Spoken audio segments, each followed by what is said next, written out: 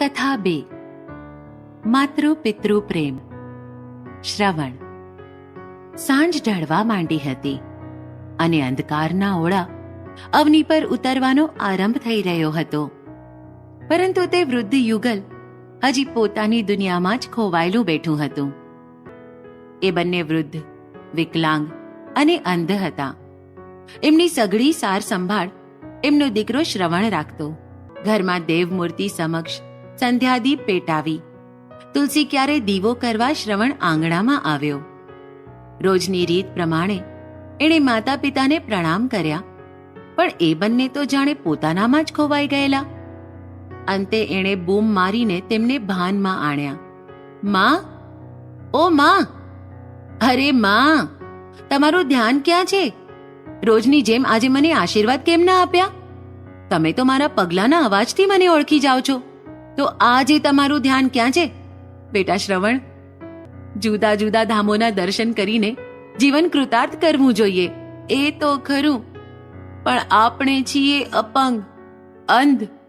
આપણાથી આ પ્રવાસ કેવી રીતે શક્ય થવાનો?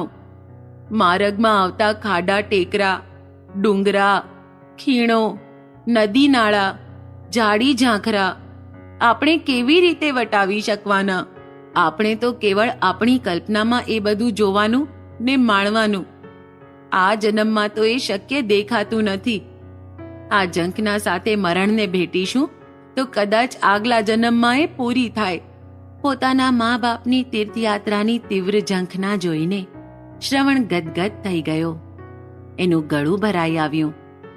આંખમાં આંસુ સાથે પોતાની માતાને ભેટીને એણે ગદગદ કંઠે કહ્યું, માં, આ ઢળતી સાંજે મરવાની વાતો શા માટે કરે છે? બીજા જન્મની વાતો કાં કરે છે? હું બેઠો છું ને, હું તમને જાત્રા કરાવીશ. રોજે રોજની કસરતથી અને ઘરની ગાયના દૂધથી કસાયેલું પુષ્ટ થયેલું આ શરીર શેના માટે છે? એનો કંઈક તો ઉપયોગ થવો જોઈએ ને.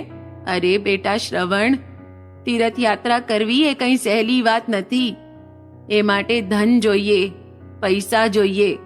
પ્રવાસ કરવા માટે જંગલ ઝાડીમાં, ખાડા ટેકરામાં અમે કેવી રીતે ચાલવાના? 4 ડગલા ભરવામાં તો મને શ્વાસ ચડી જાય છે. તારી માના ઘૂંટણ પકડાઈ જાય છે. એમાં જાત્રા ક્યાંથી કરી શકવાના? જવા દે બેટા. નાહક જ અમે જે તે મનમાં વિચારવા લાગીએ છીએ. અમે રહ્યા અંધ.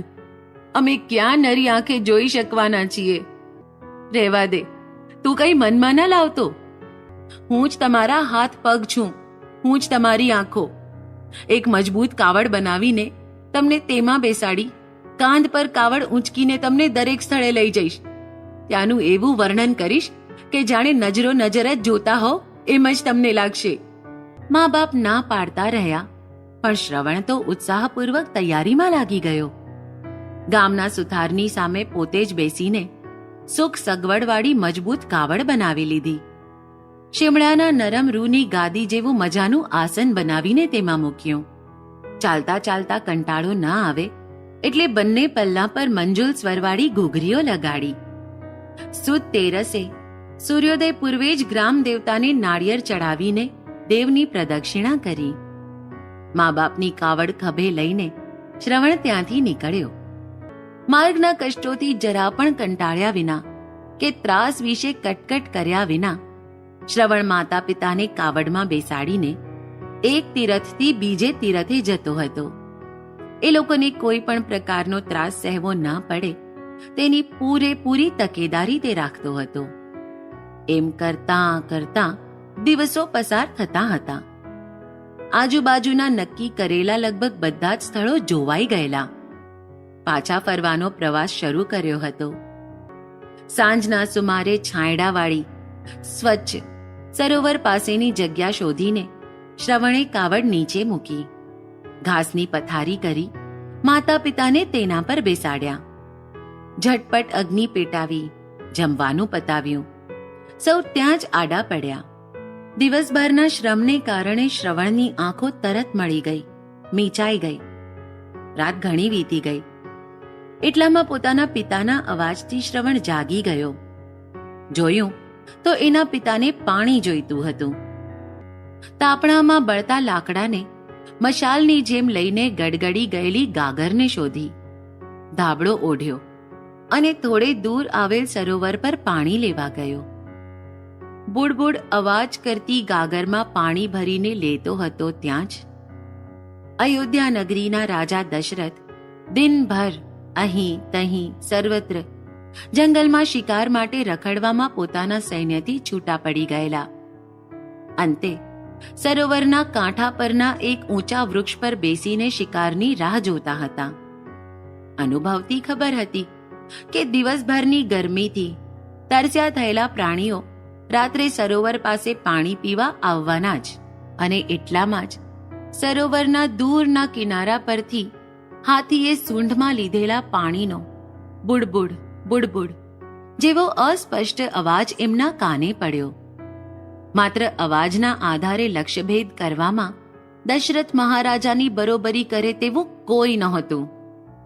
આંખના પલકારામાં તો તેમના ધનુષ્યમાંથી શબ્દવેધી બાણ છૂટ્યું. હે ભગવાન, ઓ મારે, મરી ગયો રે!